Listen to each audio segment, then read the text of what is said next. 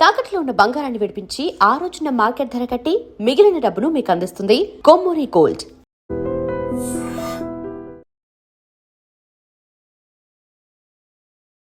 నమస్కారం, welcome to I dream. ధర్మ మార్గం విత్ విజిత కార్యక్రమానికి స్వాగతం.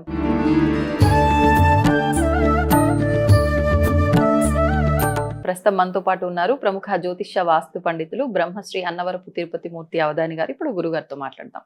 నమస్కారం గురుగారు. పరమేశ్వరార్పణం.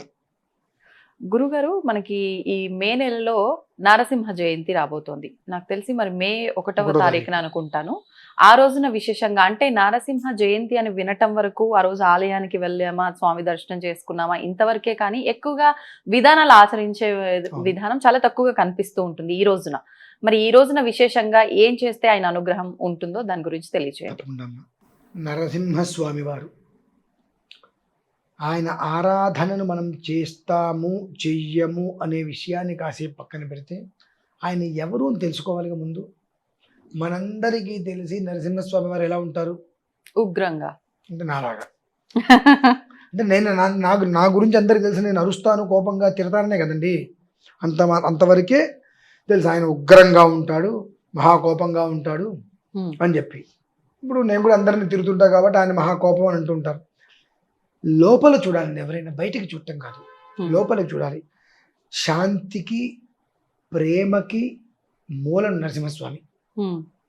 శాంతికి ప్రేమకి మూలం, భక్తుడి యొక్క ప్రేమకి బంధం అయిపోతాడు నరసింహస్వామి వారు. అంతటి శాంతమూర్తి ఆయన. చాలా విచిత్రంగా ఉంది కదా. అదే వినడానికి కొంచెం కొత్తగానే ఉంది. ఇంత పిల్లగాడు ఎవరండి ఆయన? ప్రహ్లాదుడు. చాలా చిన్న పిల్లగాడు. ఆ వయస్సుకి ఆయన ప్రేమతో భక్తితో ఎవరిని పిలిచాడు? స్వామిని. మరి ఆయన వచ్చాడు. ఆ ప్రేమకి భక్తికి వశమయ్యేగా. ఈ లాజిక్ ఎందుకు మర్చిపోతున్నాం మనం? అంత ప్రేమ మనం చూపిస్తామా? ప్రేమకి భక్తికి ఆయన ఏమన్నాడు? ఏనుగుల చేతి తొక్కిచ్చు, ఆయన కాపాడతాడు. ఆయన కాపాడతాడు. విషం తాగిస్తా అయితే తాగుతా, ఆయన ఉన్నాడు. కొండల మించి తోస్తా, తోసే, ఆయన ఉన్నాడు. అన్నిట్లకి నిరామయం, నాకేం సంబంధం లేదు, ఈ శరీరం నాది కాదు, ఆయన చూసుకుంటాడు. ఆయన మీద ప్రేమ, ఆ భక్తితోటి అంత పిల్లగాడు ఉండబట్టి స్వామివారు ఏకకాలంలో భయపడ్డాడు. తెలిసింది ఆయన.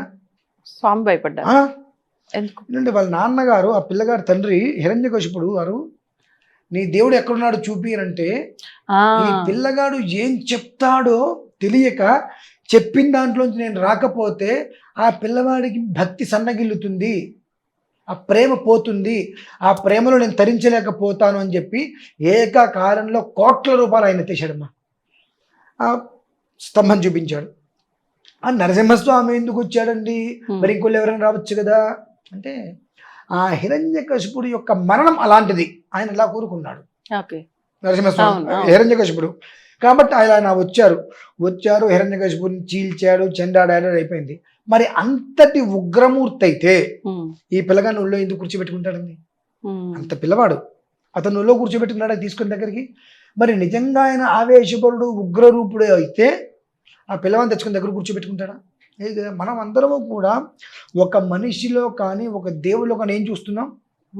నెగిటివ్. నరసింహస్వామి అనగానే ఆయన ఉగ్రం.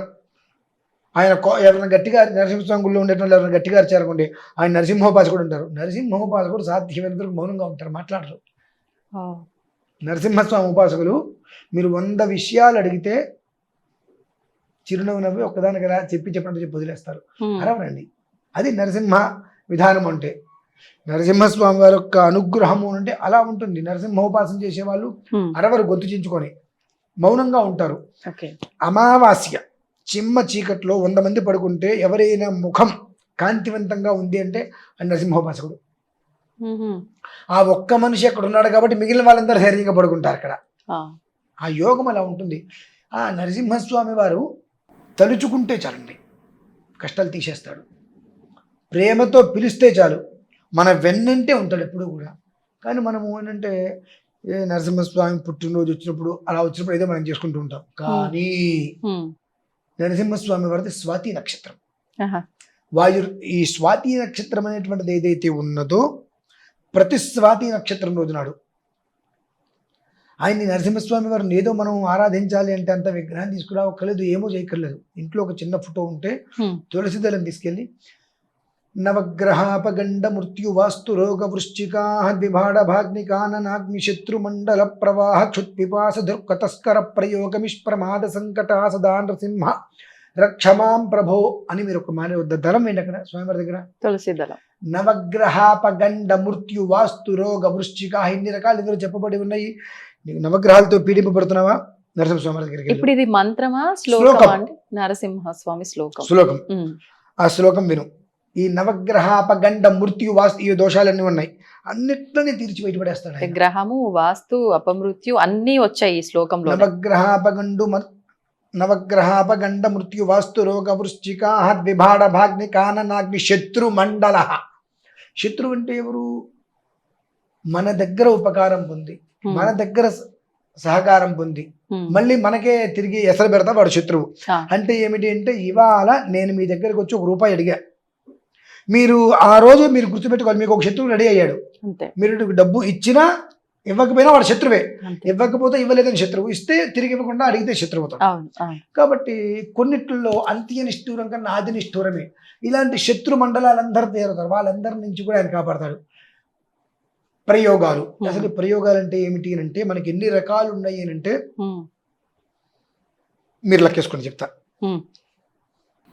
దుష్ట ప్రయోగ, క్షుద్ర ప్రయోగ, పంచగిరి ప్రయోగ, శల్యతంత్రాది ప్రయోగ, భగలాది ప్రయోగ, సూరీ ప్రయోగ, వార్తాళీ ప్రయోగ, వారాహి ప్రయోగ, నవచండీ ప్రయోగ, శతచండీ ప్రయోగ, బుద్ధి మాంద్యాది ప్రయోగ, వివిధ ఆభిచారిక ప్రయోగ, శనిపాత, అష్టాదశ పక్షవాత ప్రయోగ, గురుబాధ, వృశ్చిక తంత్ర, సర్పతంత్ర, శరభతంత్ర, నారికేల తంత్ర, నానావిధ అన్న పాన భక్ష్య భోజన మిశ్రిత విషాది ప్రయోగాలమ్మా.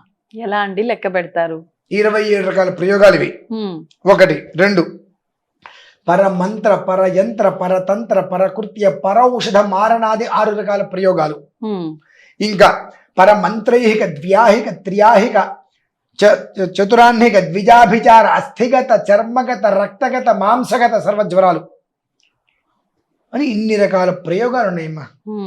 అవి ఒక 27, 10, 37, 37, 6, 43, 43, 1, 9, 52, 52, 2, 54 రకాల ప్రయోగాలు ఉన్నాయి టోటల్గా. ఒక మనిషిని ఏ కారణం చేతన మనం ఇబ్బంది పెట్టచ్చు అంటే 54 ప్రయోగాలలో ఏ ప్రయోగం చేసినా మనిషికి ఇబ్బంది. ఏం లేదు, ఒక మనిషి షాపులో నిమ్మకాయ పెట్టుకుంటాడు గ్లాసులో, పొద్దున్నే రోడ్డు మీదకి పోస్తాడు, ఎవడో తెలివి తొక్కేస్తాడు, వాడికి భయం పట్టుకుంటుంది. అది ప్రయోగమేనా? నెగిటివ్ అంటే మనం ఆలోచిస్తున్నామా దానివల్ల ఏం జరగదు అంటే. నిమ్మకాయ దేనికి పెట్టాడు? వాడికి ఎలాంటి నెగిటివ్ రాకుండా, షాపులో గ్లాసులో నీళ్ళు పోసి అందులో పసుపు వేసి నిమ్మకాయ పెట్టాడు, ఎలాంటి నెగిటివ్ నాకు రావద్దు అని చెప్పి. నెగిటివ్ మొత్తం నిమ్మకాయ లాక్కుంటుందండి ఎప్పుడు కూడా. ఎక్కడున్నా నెగిటివ్ నిమ్మకాయ లాగేసుకుంటుంది రానికుండా. అది రోడ్డు మీద పోసేస్తారు పొద్దున్నే, ఎవడో తొక్కినప్పుడు ఏమవుతుంది? అది వాడికి ఎఫెక్ట్ అవుతుంది. ఇటువంటివి ఎన్ని రకాల ప్రయోగాలు అయితే ఉన్నాయో అన్ని రకాల ప్రయోగాలని కూడా నరసింహస్వామి జయంతి అనేటువంటిది కాకుండా స్వాతి నక్షత్రం రోజు నాడు ఈ ఒక్క నవగ్రహ ఇప్పుడు చెప్పింది ఏదైతే శ్లోకం ఉందో ఆ శ్లోకంతో స్వామివారికి సంబంధించిన మూలమంత్రం ఉంది. ఆ మూలమంత్రంతో తెల్లటి ఆవాలు హోమం చేసి సంపాతాద్యంతో ఆవాలు తీసి పక్కన పెట్టుకొని ఇల్లు మొత్తంగా నేను చల్లుకుంటే ఆ జన్మాంతం తనకి భయం అనేటువంటిది లేకుండా ఉంటాడండి. అంత గొప్పది.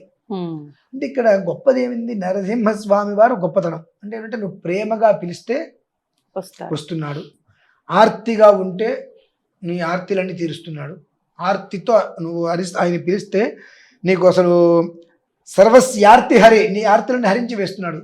భక్తితో నువ్వు ఆలోచిస్తుంటే ఆయన గురించి నీ వెంట ప్రతిక్షణం ఉంటున్నాడు, ఆయన నీడలాగా ఉంటున్నాడు. అది కదా నరసింహస్వామి గురించి తెలుసుకోవాల్సింది. సో ఏంటంటే ఆయన కోపంగా మనం చూస్తున్నాం, నేను అరిచినట్టుగానే అరుపులో కూడా. ఇప్పుడు మీ నాన్నగారు మిమ్మల్ని అరిచారనుకోండి, మీ మీద కక్ష, మీ అమ్మగారు మిమ్మల్ని అరిచారు, మీ మీద కక్ష, ప్రేమే. ఒక్కొక్క మనిషికి ఒక్కొక్క రకంగా ప్రేమని చూపిస్తారు. ఇప్పుడు పిల్లల దగ్గర పిల్లలు ఏదైనా చేస్తే పూర్లేని ఆయన అంటే వాడు నాశనం అయిపోతాడు.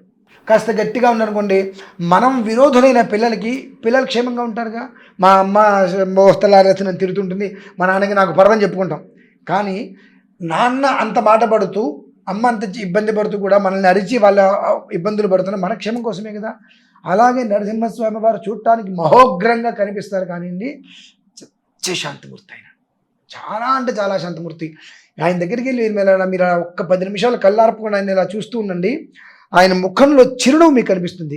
మీరు నరసింహస్వామి ఫోటోలు ఉంటాయి కదా, ఇవన్నీ ఎందుకు నరసింహస్వామి ఫోటోలు ఉంటాయి, తీక్షణంగా పరిశీలించండి. ఆయన ముఖం ఈ ఇక్కడ మీసాలు ఉండేటువంటి పరిధిలో ఇదంతా కూడా ముఖం ఇలా సింహం మూతలాగా వచ్చినప్పుడు ఆ కేశాలు వస్తుంటాయి. ఆ కేశాలను అలానే చూస్తుంటే నవ్వు ముఖం అందులో కనిపిస్తుంది. ఓకే, మనం చూసే దాంట్లో ఉంటుంది. మనం చూసేదే నెగిటివ్ అయినప్పుడు మనకు వచ్చేవన్నీ కూడా నెగిటివ్ అవుతాయి. కాబట్టి ఆ చూసే విధానం మనం మార్చుకుంటే మనకు వచ్చేటువంటిది మొత్తం జీవితం మారిపోతుంది. అది నరసింహస్వామి వారి దగ్గర ఉన్న గొప్పతనం. కాబట్టి స్వాతి నక్షత్రం నరసింహస్వామి జయంతి ఓకే, స్వాతి నక్షత్రం ప్రతి నెల వస్తుంది. ప్రతి నెల స్వాతి నక్షత్రం రోజు నాడు ఒక్క అరగంట మన భారతీయ శంకరపీఠం ఉంది. మన భారతీయ శంకరపీఠంలో నరసింహస్వామి జయంతికి ఆరాధన చేస్తాం. ప్రతి స్వాతి నక్షత్రానికి ఒక్క అరగంట ప్రత్యక్షంగాను పరోక్షంగాను పాల్గొనే ప్రయత్నం చేసి ఆ ఆవాలు ఇంటి చుట్టూతో చల్లుకుంటే ఇక మనకు అష్టదిక్షులు అంటే 8 దిక్కుల నుంచి కూడా రక్షణే. అష్ట దిగ్బంధనం అంటారు చూసారండి, అలాంటి 8 దిక్కుల నుంచి కూడా పరిపూర్ణమైనటువంటి రక్ష మనకు ఏర్పడితే అంతటి రక్ష మన దగ్గరప్పుడు మన దగ్గరికి ఇంకేమైనా వస్తుందా? అంత ప్రశాంతమైన జీవితం ఆ ఒక్క స్వాతి నక్షత్ర శాంతితోటి నరసింహస్వామి అనుగ్రహంతో ఏర్పడుతుందమ్మా. గురుగారు, ఇప్పుడు ఆవాలు చల్లితే అంత బాగుంటుంది అన్నారు. ఊర్లలో అంటే గ్రామాల్లో అంటే ఓకే, ఇంటి చుట్టూ మన ఇల్లు మనకే సొంతంగా ఉంటుంది కాబట్టి చల్లేసుకుంటాము, ఇబ్బంది లేదు. ఇప్పుడు ఉన్న ఈ అపార్ట్మెంట్ కల్చరు ఈ సిటీలో ఉన్న వాళ్ళకి ఎవరి ఫ్లాట్ చుట్టూ వాళ్ళు చల్లుకునేది ఉండదు. మరి అట్లా అని అపార్ట్మెంట్ చుట్టూతా చల్లాలా లేదంటే ఏ రకంగా? ఆ అపార్ట్మెంట్కి ఇంటి ముందు గడప ఉంటుందండి. ఇంటి ముందు గడపకి పెరటి ఉంటుంది. అక్కడ పైన చిన్న మూట కట్టి మనం ఉండే ఇంటికి ముందు వెనక ఫ్రంట్ బ్యాక్ 2 వైపులా కూడా ఒకవేళ ఒక గుమ్మం ఉన్నవారు ఒకటే సరిపోతుంది. లోపల సైడ్ పైన బయట సైడ్ పైన బయట వైపే ఉండాలి ఎప్పుడు కూడా. ఎందువల్లంటే ఏదైనా నష్టం బయట నుంచి లోపలికి వచ్చేది. ఆ మంత్రించినటువంటి తెల్ల ఆవాల్ని వస్త్రంలో కట్టి అక్కడ పెట్టేసుకుంటే ఖచ్చితంగా. ఇందులో అంత గొప్పతనం తెలుసండి. రీసెంట్గానే ఒకళ్ళకి కొంచెం ఇబ్బంది ఏదో వచ్చినట్టు దానికి చేయించాము. ఈ తెల్లటి ఆవాలు ఏవైతే ఉన్నాయో చిన్న కప్పులో తెచ్చుకోమన్నాము. ఎంత స్థాయి వాళ్ళకి నెగిటివ్ ఉందనేటువంటి విషయం వాళ్ళ చేతులు ఇలా పెట్టించి కొన్ని మంత్రప్రయోగాలు చేసిన తర్వాత ఒక చిన్న ప్లేట్లో నీళ్లు పోయించేసేసి ఆ నీళ్ళలో పంపిస్తే తెల్లవాళ్ళలో సగం నల్లవాళ్ళుగా సగం తెల్లవాళ్ళుగా వచ్చినాయండి. అంటే ఆ నెగిటివ్ ఎలా ఉందనే విషయం అది మనకి బయటకు పెడుతుంది. అది అట్లా మారిపోతాయి నెగిటివ్ ఎక్కువగా. అందుకే తెల్ల ఆవాలు ఎందుకు కొన్నింటికి వాడాలి అని అంటే మృత్యుంజయ విధానానికి మృత్యుశాంతి ప్రయోగాలకి కొన్నింటికి ఆవాలు ఎందుకు వాడాలి అంటే ఎంత నెగిటివ్ ఉందో క్షణకాలంలో నీకు అవి నిరూపిస్తాయి. ఆయన పెద్ద గవర్నమెంట్ ఆఫీసర్, ఆయన చాలా పెద్ద అధికారి, చాలా పెద్ద అధికారి. ఏదో సమస్య ఉంది అంటే పేరు నేను చెప్పకూడదు, తప్పది. వెళ్ళాను, ఇంట్లో కూర్చోబెట్టి ఆవాలు చిన్న కప్పులో తెచ్చుకోమన్నాను, పెట్టించేసాను. కొన్ని మంత్రాలు మొత్తం చేసిన తర్వాత నీళ్ళు తెప్పించి అందులో పోయి చేస్తే నలుపు తెలుపు 2 కలిపి పడ్డాయి మన లోపల. ఆశ్చర్యపోయారు చూసి. ఎందుకంటే ఎంత నెగిటివ్ ఉందో తీసేయటం అదంతా ప్రక్రియ మన కళ్ళకి కట్టినట్టు కనిపిస్తుంది. అందుకనే ఆవాలే చాలా కొన్నిటికి చాలా ప్రధానంగా వాడటం జరుగుతుంది. అన్ని రకాల దుష్ట ప్రయోగాలకి కొన్ని రకాల మంత్రాలతో ఆవాల్ని మంత్రించిస్తే ఇంటి ముందు కట్టినా ఇంటి చుట్టూ చెల్లినా దాని నుంచి మనం బయటపడిపోతాం. అంత గొప్పది ఆవారం. అది విషయం. ధన్యవాదాలు గురుగారు. రమేశ్వర తవ్వండి, తవ్వుతూనే శివలింగం సరే దాన్ని అట్లా కప్పేసేయండి, చూపించదండి. Krishna is there. మూర్తి పూజ కాదు, సాక్షాత్ బ్రజేంద్ర నందన భగవాన్ ఉన్నారు మూర్తిలో. ఏమీ ఆశించకుండా ఆరాధించే వాళ్ళు కూడా ఉన్నారా ప్రభుజీ? నిజమైన భక్తి అంటే మనకు తెలియదు కాబట్టి